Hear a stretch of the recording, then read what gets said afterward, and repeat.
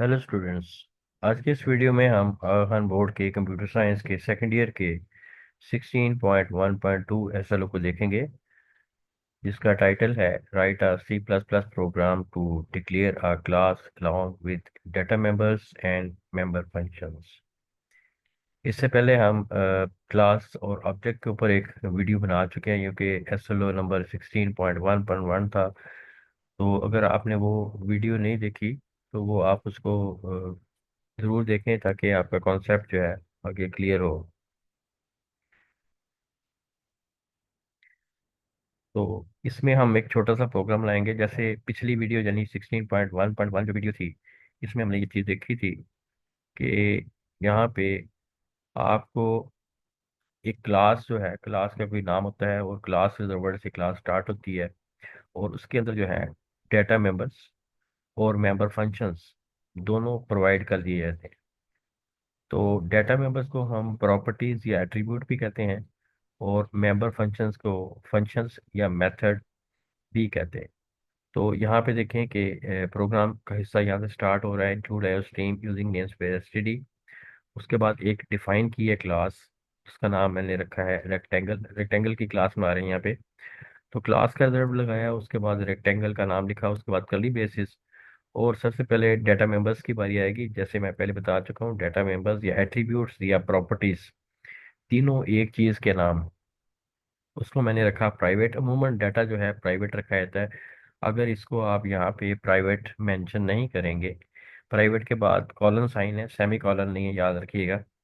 तो यहाँ पे इसको ये तीन किस्म के ये एक्सेस स्पेसिफायर्स है। तो ये तीन किस्म के हैं, एक है पब्लिक, एक है प्राइवेट और एक है प्रोटेक्टेड। तो यहाँ पे जो पहला डाटा मेंबर है वो प्राइवेट रखा गया। अगर आप नहीं लिखेंगे तो ये ऑटोमेटिकली जो है प्राइवेट ही कहलाएगा। एक्सप्लिसिटली अगर आप इसको डिक्लेयर नहीं करेंगे प्राइवेट, तो ये प्राइवेट ही हो। और पब्लिक, तो पब्लिक भी कर सकते हैं और प्रोटेक्टेड भी कर सकते हैं। ये मजीद आगे जाके हम इसको देखेंगे कि एक सेट स्पेसिफायर जो है ये किस तरह से काम करते हैं और इनका मकसद क्या है बेसिकली। तो इसमें दो वेरिएबल रखे हैं मैंने, क्योंकि जब रेक्टेंगल का एरिया फाइंड आउट करना होता है तो उसको लेंथ इनटू विड्थ का फार्मूला वगैरह इस तरह का लगता है। तो इसलिए मैंने इसमें दो वेरिएबल यानी दो डाटा मेंबर्स हैं वो मैंने डिफाइन किए। इंटीजर टाइप का एक है लेंथ, और एक है इंटीजर टाइप का दूसरा जो है विड्थ। नेक्स्ट मेरे पास एक मेथड आ जाता है। मेथड में मैं ये कहूँगा कि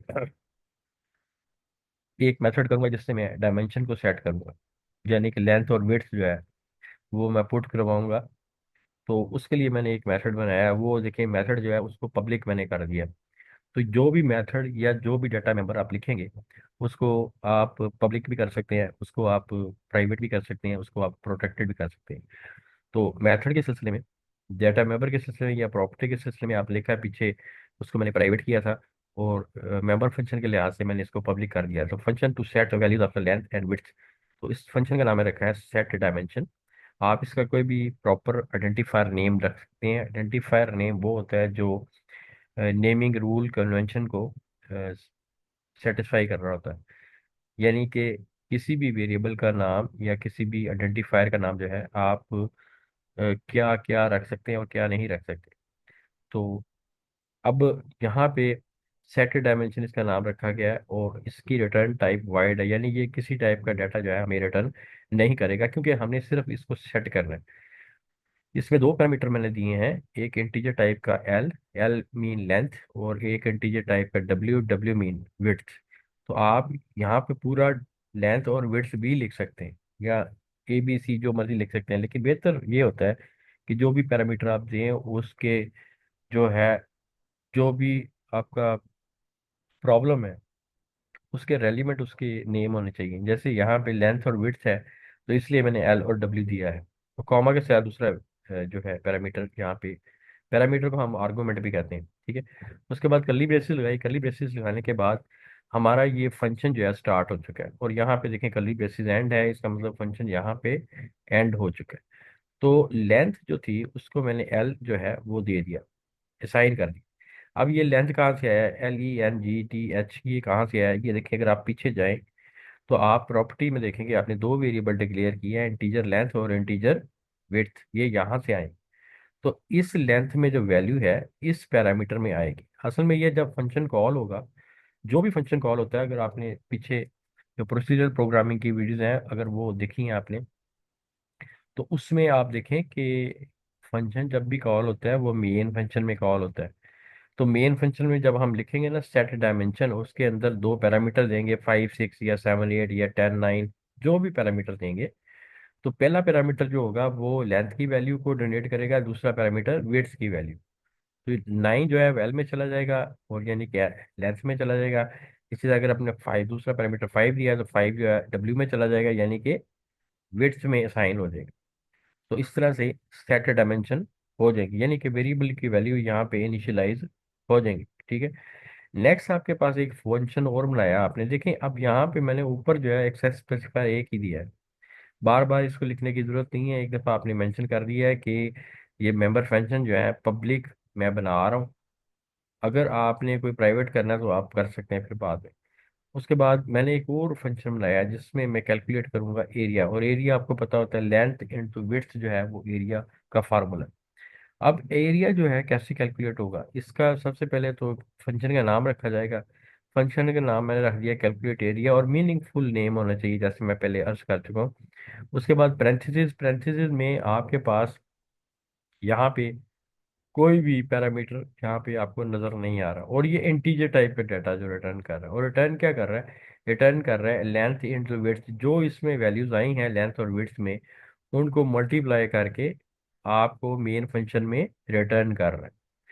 तो एक बात हमेशा याद रखें कि जब भी फंक्शन कोई बनाया जाता है, ये यूजर डिफाइंड फंक्शन मैं बना रहा हूँ, यहाँ पे मेथड बना रहा हूँ, तो ये जितने भी फंक्शन बनेंगे मेथड बनेंगे ये मेन फंक्शन में ही कॉल होंगे, और फंक्शन उसी वक्त एग्जीक्यूट होता है जब उसको कॉल किया जाता है। ठीक है। चलिए नेक्स्ट आप देखें, ये फंक्शन यहाँ पे खत्म हो चुका है इस करली बेसिस। नेक्स्ट आपके पास आ गया, नेक्स्ट आपने एक और फंक्शन बना दिया जिसमें क्या हो रहा है, डिस्प्ले कर रहा है डायमेंशंस को। अब बेसिकली आपने दो प्रॉपर्टीज ली थी, इंटीजर लेंथ और इंटीजर वेट।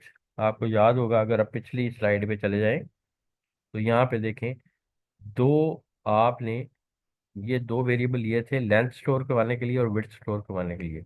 उसके बाद आपने एक फंक्शन बनाया जिसमें सेट डायमेंशन कर रहे हैं, यानी कि लेंथ और विड्थ की जो वैल्यूज हैं वो इनिशियलाइज कर रहे हैं। दूसरा आपने बनाया कैलकुलेट एरिया, जिसमें आप एरिया को कैलकुलेट करवा रहे हैं, और एरिया कैलकुलेट करवाने का फार्मूला आपको होता है लेंथ इंटू विड्थ होता है। नेक्स्ट आप क्या कर रहे हैं, नेक्स्ट आप कर रहे हैं डायमेंशन को प्रिंट करवाने के लिए डिस्प्ले डायमेंशन, जो आपने पुट की हुई हैं वैल्यूज, यानी इनिशियलाइज कर दिया उसको लेंथ और विड्थ को, उस लिहाज से आप इसको प्रिंट करवाएंगे यहाँ पे। तो ये देखें यहाँ पे इसका भी मैंने जो रिटर्न टाइप है वो वाइड है। किसी भी फंक्शन में तीन चीज़ें लाजमी होती हैं, एक होती है उसकी रिटर्न टाइप, एक होता है उसका नाम, और तीसरी उसकी होती है पैरामीटर या आर्गुमेंट लिस्ट। अब इस फंक्शन में रिटर्न टाइप इसकी वाइड है, वाइड मीन नथिंग, यानी कि ये फंक्शन जो है हमें कोई चीज़ रिटर्न नहीं कर रहा मेन फंक्शन को। डिस्प्ले डायमेंशन का मतलब ये है कि ये फंक्शन का नाम है और ये क्या करेगा विदाउट एनी पैरामीटर। तो ये क्या करेगा, ये देखिए सी आउट करवा रहा है लेंथ, और उसके बाद लेस देन और लेंथ, लेंथ ये वाला लेंथ जो है ये वेरिएबल का नाम है। जो डबल कोट्स में आ रहा है वो एज इट इज प्रिंट होगा। यहाँ पे आएगा लेंथ, उसके बाद कॉलन साइन आएगा, उसके बाद लेंथ, उसके बाद यूनिट्स, फिर एंड लाइन। ठीक है, लेंथ प्रिंट हो जाएगा और कर्सर अगली लाइन में चला जाएगा, एंड लाइन का मतलब अगली लाइन में चलेगा। इसी तरह से विड्थ प्रिंट हो जाएगा, ये देखें विड्थ, और कर्सर अगली लाइन में चला जाएगा। अब मेन फंक्शन की बारी आती है। उससे पहले कि ये देखिए, अब तीन फंक्शन हमने इसमें क्लास में मिला लिए। पहला फंक्शन हमने बनाया था, पहला फंक्शन हमने क्या बनाया था दोबारा से देख लेते हैं। पहला फंक्शन में हमने बनाया है सेट डायमेंशन का, डायमेंशन सेट करेगा जो। दूसरा फंक्शन बनाया है हमने कैलकुलेट एरिया का। ठीक है। तीसरा फंक्शन हमने बनाया है डिस्प्ले डायमेंशन, यानी कि बेसिकली आउटपुट आप दिखाने के लिए डिस्प्ले आउटपुट भी आप इसको दे सकते थे, जैसे भी आप इसको नाम देना चाहें। उसके बाद जब ये फंक्शन खत्म हो गया, फंक्शन यहाँ पे खत्म हो रहा है ये वाला, ये फंक्शन या मेथड ये की बात है। ठीक है। लेकिन ऑब्जेक्ट ओरिएंटेड प्रोग्रामिंग इस मेथड कहते हैं। उसके बाद एक और ये वाली करली ब्रेसेस लगानी है। ये करली ब्रेसेस वो करली ब्रेसेस है जो क्लास की करली ब्रेसेस। देखें, यहाँ पे क्लास में अगर पिछली साइड पे जाता हूँ, तो यहाँ पे क्लास जब शुरू होती है आपकी, तो ये देखें, ये क्लास का रिजर्व है, उसके ऊपर रेक्टेंगल है, और ये करली ब्रेसेस है। ये करली ब्रेसेस शुरू हो रही है और ख़त्म कहाँ पे हो रही है? ख़त्म यहाँ पे हो रही है, ये वाली, ये यहाँ पे हो रही है। और उसके बाद देखें, इसके बाद सेमी कॉलन यहाँ पे है। अगर आप सेमी कॉलन नहीं लगाएंगे तो यहाँ पे आपको एरर आएगा। उसके बाद आपने सिंपल एक मेन फंक्शन बनाना है। मेन फंक्शन बना के उसके बाद create an object of class rectangle. जब भी आप क्लास में काम करेंगे, क्लासेस में काम करेंगे, ऑब्जेक्ट्स में काम करेंगे, सबसे पहले आप क्लास बनाएंगे। और क्लास जो है, जैसे कि मैं पहली वीडियो में बता चुका हूँ कि क्लास कोई मेमोरी एलोकेट नहीं करती जब तक कि कोई ऑब्जेक्ट जो है आप क्रिएट नहीं करते। अब आपने रेक्टेंगल की क्लास बनाई है, और रेक्टेंगल का कोई ऑब्जेक्ट जो है, एक या एक से ज़्यादा ऑब्जेक्ट आप यहाँ पे बना सकते हैं। जैसे मैं मिसाल के तौर पे, ऑब्जेक्ट बनाने का फार्मूला क्या है, मतलब उसको क्या सिंटेक्स क्या है, सॉरी, वो है क्लास का नाम यहाँ पे रेक्टेंगल है। उसके बाद ऑब्जेक्ट का नाम रेक्ट रेक्ट वन कर दिया मैंने, comma rect two, comma rect three, मतलब जितने मर्जी ऑब्जेक्ट आप इस क्लास के बना सकते हैं। अब ये जब आपका एक ऑब्जेक्ट बन गया, अब इस ऑब्जेक्ट के थ्रू आप उसकी प्रॉपर्टीज यानी डाटा मेंबर्स और फंक्शन यानी मेथड या मेंबर फंक्शंस को एक्सेस कर सकते हैं। ठीक है, तो देखिएगा, यहाँ पे आप देखें, सबसे पहले मैंने क्या किया है, setting dimension of the rect using member function. Member function का नाम था सेट डायमेंशन। अब इसको कॉल करने के लिए मैंने इसका ये ऑब्जेक्ट जो है इसको लिया है। ऑब्जेक्ट लिखेंगे, ऑब्जेक्ट का नाम मैंने क्या दिया है, ये देखिए पिछली साइड में, देखें, ये क्लास है रेक्टेंगल, इसका ऑब्जेक्ट बनाया है रैक वन। तो अगली स्लाइड में दोबारा से आता हूँ। ये देखें, अब रैक वन डॉट मैंने लगाया, डॉट, यानी इसको फुल स्टॉप समझ लें, डॉट सेट डायमेंशन, यानी ये वो फंक्शन का नाम है जो मैंने पहले डिफाइन किया था मेंबर फंक्शन में। उसके अंदर आपको याद होगा दो पैरामीटर थे, ठीक है, लेंथ और विड्थ। तो ये दोनों पैरामीटर की वैल्यूज यहाँ पे मैंने मेंशन कर दी हैं। सेट डायमेंशन से मुराद ये है कि जब आप ये दो पैरामीटर दे के, तो इसमें वो वैल्यू जो है लेंथ और विड्थ की साइन हो जाएंगी। अब आपने लिखा कि calling member function using the object rect. ठीक है, अब आपने क्या किया है, डिस्प्ले करने के लिए मेंबर फंक्शन को रेक्टेंगल वन डिटेल्स आपने यहाँ पे एक प्रॉम्प्ट जो है वो आपको यूजर को दिखाना है, दिखा दिया। आपकी मर्जी है, जो मर्जी यहाँ पे लिख सकते हैं। उसके बाद rack one dot display dimension. अब डिस्प्ले डायमेंशन जो है ना, फंक्शन या मेथड वो कॉल किया। उसके बाद सी आउट एरिया वाला किया, एरिया, उसके बाद इक्वल लिख सकते हैं या कॉलन साइन जैसे भी। उसके बाद rack one dot calculate area, ये वो मेथड है जो हमने दूसरा मेथड बनाया था। पहला मेथड बनाया था सेट डायमेंशन, ठीक है।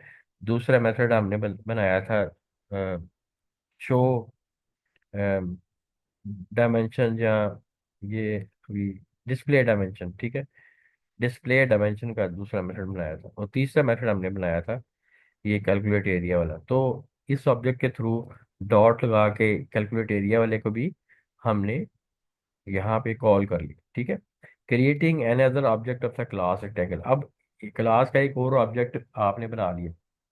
अब ये ऑब्जेक्ट आप पहले भी बना सकते थे, जब आपने लिखा था रेक्टेंगल और उसके बाद स्पेस और उसके बाद रेक्ट वन लिखा था, उसके बाद कॉमा रेक्ट टू भी लिख सकते थे, जैसे यहाँ पे पिछली स्लाइड में देखें, rect rectangle rect one, comma rect two, comma rect three, जितने मर्जी ऑब्जेक्ट यहाँ पे भी आप कर सकते थे। लेकिन आपने जाके अगली लाइन में यहाँ पे आपने इसको किया। अब रेक्ट टू हो गया। इसी तरह से आपने रेक्ट टू के वाले से सेट डायमेंशन सेट करनी है। और उसके बाद क्या करना है आपने, आपने इसकी डिटेल में जो है क्या करना है, डिस्प्ले डायमेंशन, और फिर तीसरी लाइन पे आपने कैलकुलेट एरिया, यानी कि तीनों चीज़ें आपने दो ऑब्जेक्ट के थ्रू जो है वो परफॉर्म की हैं। सबसे पहले आपने क्या किया है, आपने सेट किया डायमेंशन, उसके बाद डिस्प्ले करवाया डायमेंशन को, तीसरे नंबर पे आपने कैलकुलेट एरिया करवाया। तो जितने भी ऑब्जेक्ट बनाएंगे उनके साथ साथ आप ये काम कर सकते हैं, ठीक है। तो उम्मीद है कि ये कोड जो है आपको सही तरह से क्लियर होगा। उसके बाद नेक्स्ट आ जाए। नेक्स्ट, इसकी ये एक्सप्लेनेशन या प्रोग्राम की, जो कि मैं पहले कर चुका हूँ। डाटा मेंबर जो है, length and width are private attribute that store the dimension of the rectangle. उसके बाद मेंबर फंक्शन में आप देखें, सेट डायमेंशन का एक मेंबर फंक्शन बनाया है। This function set the value of the length and width, जैसे मैं पहले बता चुका हूँ। इसमें दो पैरामीटर थे, integer L comma integer W. उसके बाद कैलकुलेट एरिया का एक मेंबर फंक्शन बनाया या मेथड बनाया। This function calculate and return the area of the rectangle. ठीक है। उसके बाद डिस्प्ले करवाने के लिए आउटपुट को या डायमेंशन को, हमने एक और मेथड बनाया जिसका नाम रखा है डिस्प्ले में डायमेंशंस। अच्छा, एक बात याद रखें, जब भी आप कोई फंक्शन बनाते हैं तो उसको उसी नाम से कॉल करें। और बेहतर ये ऑप्शन होती है कि बजाय, देखें सेट डायमेंशन का डी बड़ा है यहाँ पे, तो अगर आप इसको कॉल करते हैं ना स्मॉल डी से, तो ये यहाँ पे अनडिक्लेयर्ड फंक्शन का मेथड, इस तरह का कोई एरर आपको कंपाइलर शो करेगा कि ये फंक्शन जो है ना अवेलेबल नहीं है या डिक्लेयर नहीं हुआ। तो उसको बेहतर ऑप्शन ये होती है कि उसको कॉपी कर लिया जाए उसी फंक्शन को, कॉल करते वक्त उसको पेस्ट वहाँ पे कर दिए। और पैरामीटर देख लीजिए, उतने पैरामीटर दिए जाए यहाँ पे जो वहाँ पे मेंशन। अगर यहाँ पे तीन पैरामीटर, तो जब तक वहाँ पे आप तीन पैरामीटर नहीं देंगे तो आपका काम नहीं चलेगा। अच्छा, ये काम हो गया, ये तीनों फंक्शन हमारे बन गए, ये इसकी एक्सप्लेनेशन की बात आ गई। नेक्स्ट आप देखें कि आपने मेन फंक्शन में दो ऑब्जेक्ट बनाए हैं, रैक वन और रैक टू के हिसाब से। और किसके ऑब्जेक्ट बनाए हैं? क्लास रेक्टेंगल के। ठीक है। उसके बाद आपने क्या किया है, इन्हीं ऑब्जेक्ट के थ्रू जो है इन तीनों फंक्शन को, सेट डायमेंशन को, डिस्प्ले डायमेंशन और कैलकुलेट एरिया को कॉल कर लिए। तो इसकी आउटपुट कुछ इस तरह से आएगी। रैक वन डिटेल्स की आउटपुट आएगी इस तरह से, लेंथ ये है, विड्थ ये है, और इसका एरिया जो है लाजमी बस 10 × 5 = 50 स्क्वायर फीट आ जाएगा। उसके बाद अगर आप रेक्टेंगल टू की डिटेल प्रिंट करवाएंगे, तो फिर अगर लेंथ 7 है और विड्थ 3 है और इसकी 21 स्क्वायर फीट, स्क्वायर यूनिट जो है वो एरिया जो है वो आ जाएगा। मैं उम्मीद करता हूँ कि इस प्रोग्राम को आपने अच्छे से समझ लिया होगा। तो इसको आप बेशक इसकी स्क्रीनशॉट लें या इसको पॉज करके जो कोड है उसको देखें अच्छे तरह से, उसको समझें। और बेहतर ये ऑप्शन होती है कि आप उसको खुद से लिखें, कॉपी ना करें। खुद से लिखेंगे, गलतियाँ होंगी उसको आप दुरुस्त करेंगे, और फिर ही आपकी लॉजिक जो है वो इम्प्रूव होगी। तो थैंक यू वेरी मच।